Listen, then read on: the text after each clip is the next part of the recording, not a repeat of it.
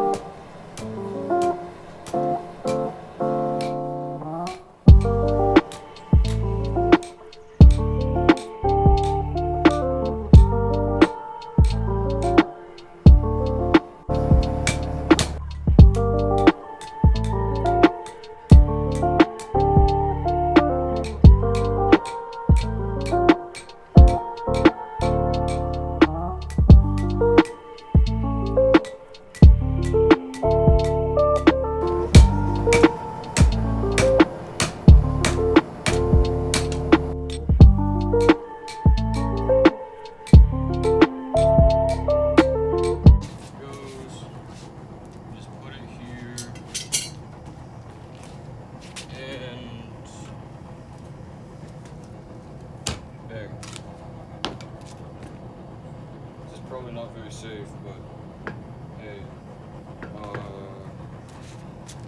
dang. Oh, it'll make it. Oh, hey, it burned a little outline under it. Okay, now let's see here. Oh wow, that worked.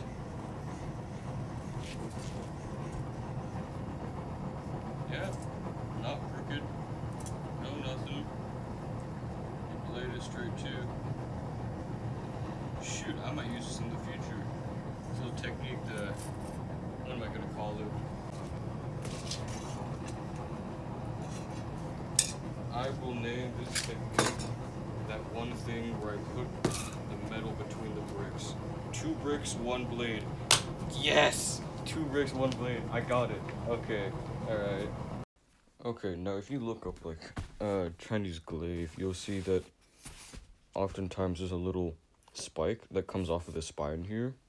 So what I'm going to do is I'm going to sharpen this old railroad spike up. I used to make knives out of these, but now I'm going to sharpen up the tip, and then I'm going to just use it as a chisel to put a hot cut right about, I'm going to say here, and then we're going to bend the spine back and create little divots in the spine here with the hammer.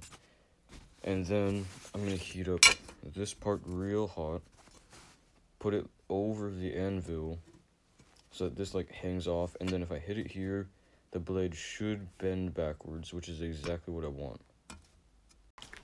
Alright, so my plan, what I just said just now, well, that was actually like 2 weeks ago, but you guys are seeing this seconds after another.